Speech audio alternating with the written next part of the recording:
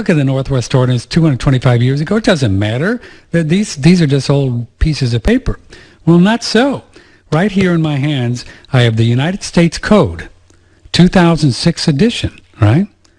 And right in the very front of it, and this is, the United States Code is the real deal, right? This is what they go by, everybody goes by? That's their printed law, and you open up the cover and you look in the law, and this is the law. This is the law. The law. And guess what they have at the very beginning is the 4 organic laws of the United States. Declaration of Independence, Articles of Confederation, Northwest Territory Ordinance, and Constitution of the United States. Right in the United States Code. I mean, if the Northwest Ordinance and the Articles of Confederation, the Declaration of Independence didn't matter, why would they have it in the United States Code? It tells you where the law is the law. And that's really what no one wants you to know. They want to govern just by everybody, right? And force. If you look in the U.S. Code annotated, which is the federal code under which we govern ourselves, on page 1 it has organic laws. And the organic laws are the foundational laws that no federal law, no state law is allowed to violate. And right up top is the Declaration of Independence. So that's one of those organic laws that no law can violate. America, this is your heritage. What I think we're debating is the original founding fathers' statements about education. And what I think I'm taking away so far is that there were 3 things that they wanted in an education program if you were going to be a part of the United States of America. This law that was passed, the Northwest Ordinance, is listed in law books today as one of our 4 organic laws. In other words, on page 1 of the U.S. Code annotated, you open it up, it's going to show you the 4 laws that are the basis of all American laws. These are the 4 organic laws on which all of the laws are based. No other laws can violate these 4 laws. You have the Articles of Confederation, you have the Declaration of Independence, you have the Constitution, and you have the Northwest Ordinance. Now, that's one of the 4 laws on which all other laws have to be based. If this law says that schools are to teach religion, morality, and knowledge, then every time the court renders a ruling that says, oh, you can't teach religion, you can't have prayer at schools, all this, what we're doing is fundamentally ignoring our fundamental laws, our organic laws. Wow. And by the way, you will find that because this was a requirement to become a state in the United States, the state constitutions have in their state constitution that religion, morality, and knowledge will be taught in our schools. There's a reason that these clauses appear in state constitutions and still are in current constitutions today. The founders believed, and the first federal educational law established, that schools and education systems were a proper means to encourage the religion, morality, and knowledge that was so necessary to good government and the happiness of mankind. Our founding fathers did not believe that encouraging religion in schools was unconstitutional. Rather, they believed just the opposite. Only in recent decades have courts ruled otherwise.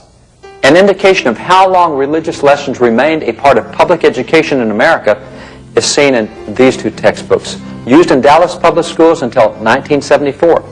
One is a Bible study course of the Old Testament, the other is a Bible study course of the New Testament. Both were credit courses for graduation. Notice the lessons. Lesson 1 in the New Testament course begins with questions based on John chapter 1. Where was Christ before he was born on earth? What titles did John apply to Christ in this chapter? For what purpose was John sent by God? And there are many other similar questions. At the end of lesson 1 is memory work. Memorize the pre-existence of Christ. In the beginning was the Word, and the Word was with God, and the Word was God. All things were made by Him, and without Him was not anything made that was made. Such textbooks were reflective of the requirements of that original federal law that public schools address religion, morality, and knowledge. But the effect of that law was seen in more than just textbooks. It was also quite evident in state constitutions. For example, when Ohio penned its first state constitution in 1802, that constitution declared, religion, morality, and knowledge being essentially necessary to the good government and the happiness of mankind, schools and the means of instruction shall forever be encouraged by legislative provision. The same provision was present in the constitutions of state after state including Mississippi, Kansas, Nebraska, and so many others. In fact, that provision is still found in current state constitutions today. In the 1960s, a lot of the states went through following the Supreme Court decision, said, oh, the Supreme Court said we can't do religion, morality, and knowledge anymore, so we're taking it out of our Constitution. But there's a reason that it was in there for 180 years. And the First Amendment, by the way, is why the court says they can't have religion in schools, that the founders wouldn't want that. The guy who wrote the First Amendment in Congress is called Fisher Ames. Now, we're often told James Madison did it. If you'll read the records of Congress, Fisher Ames is the guy who came up with the final wording of the First Amendment. Fisher Ames has this work right here in which he says we can never allow the Bible to be pushed to the back of the classroom. It has to stay our #1 textbook. Now, this is the guy that did the First Amendment. So I would think he knows the intent of the First Amendment, but now 200 years later we're saying, oh no, the court knows what's right. We can't have religion. Now, they did religion first, but notice the second thing they did was religion first and then morality. Why start with religion? Well, it's the base of knowledge, but it's also the basis of morality. Right. See, George Washington, way back in his farewell address, 1796, and by the way, this is original, 1796. There's George Washington's final address as President of the United States. Final word. He's been in public service 45 years. He's leaving public life. He says, now, let's do a review of what made us who we are. And he goes through and he talks about how important religion is to political life in America. As a matter of fact, he's got a great quote. I'll just read from him. This is what he said 200 years ago on why our politics was already more prosperous than other nations. I mean, just while he's President of the United States, France has been through 3 revolutions. We're still got our Constitution. He said, of all the habits and dispositions which lead to political prosperity, of everything that makes your politics prosper, he said religion and morality are indispensable supports. If you want your politics to work well, you don't separate religion and morality. Now, this is the guy who was the president of the convention that gave us the Constitution. He's the first president of the United States. He says, let it with caution be indulged the supposition that morality can be maintained without religion. He said, we keep hearing this from France. Wow. They can be moral. He says, with caution. He said, be really careful when you hear that. He said, whatever may be conceded to the influence of education on minds of peculiar structure, he said, reason and experience both forbid us to expect that national morality will prevail in exclusion of religious principle. He says, don't even get to the point where you think you can be moral without religious teaching. This book was prepared by the Kansas Teachers Organization to review the history of education in America during that time. The book confirms that, in its words, education was nurtured in the lap of the church, but that as the nation grew and the number of inhabitants in America increased, the church voluntarily relinquished control of elementary education to the state. Yet the philosophy of education did not change. In fact, the state superintendent of public instruction even declared, if the study of the Bible is to be excluded from all state schools, if the inculcation of the principles of Christianity is to have no place in the daily program, if the worship of God is to form no part of the general exercises of these public elementary schools, then the good of the state would be better served by restoring all schools to church control. state public education leaders believed that if public education ever reached the point that it did not inculcate religion, morality, and knowledge, that it did not teach the Bible in schools, did not inculcate the principles of Christianity, and did not incorporate the daily worship of God, then the country would be better off if the state gave all of its schools back to the church. So closely was religious faith embraced as a part of a sound public education, even on the university level, that in 1860, 262 out of 288 college presidents were ministers of the gospel, as were more than a third of all university faculty members. And in 1890, James Angell, president of the University of Vermont and the University of Michigan, reported that over 90% of the state universities that he surveyed conducted chapel services. At half of the state universities, chapel attendance was compulsory, and a quarter of the state universities required regular church attendance in addition to chapel attendance. This was the practice of state universities, simply continuing the philosophy of education that had caused America to become the most successful and prosperous nation in the history of the world. Since the founding of our nation, the philosophy and content taught within the American classroom has dramatically changed. Many Americans today are uninformed or even misinformed about the spiritual heritage of our nation and our founding fathers. But what can history tell us about a nation who forgets its past? Discover our nation's godly history in the American Heritage series. When they reconvened, Jonathan Dayton said it was the first time in 6 weeks that every unfriendly feeling had been expelled. It was the first time in 6 weeks that we weren't fighting and arguing and bickering. We actually got along. You see, for 5.5 weeks they could get nothing accomplished. Then they seriously set their mind towards seeking God for 3 days as the Constitutional Convention, and after that point the delegates said this was the turning point. That speech by Franklin calling us back to prayer was the turning point. And it is amazing that prior to that point they could agree on nothing, and after that point they came up with a document that's now lasted 200 years. You see, the delegates themselves pointed that speech by Franklin calling for prayer as the proof that that was the turning point of the convention. Now, here's the least religious of the Founding Fathers calling us to prayer. So how is it likely that the Founding Fathers did not want religious principles involved in government activities and public affairs when even the least religious were the ones promoting it? And the first time these guys ever got together is recorded in the records of Congress. Article 1, Section 5, Paragraph 3 of the Constitution requires everything said on the floor of the House and Senate be recorded in public records so that we, the people, can read it.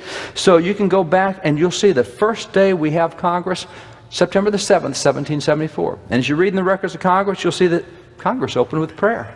You continue to read and you say, whoa, that wasn't a dinky little prayer, was it? No, according to historical records, the opening prayer session in Congress ran for right at 2 hours. That's an interesting way to open Congress, a couple hours of prayer. And they didn't just pray. John Adams said that they also studied 4 chapters of the Bible that morning.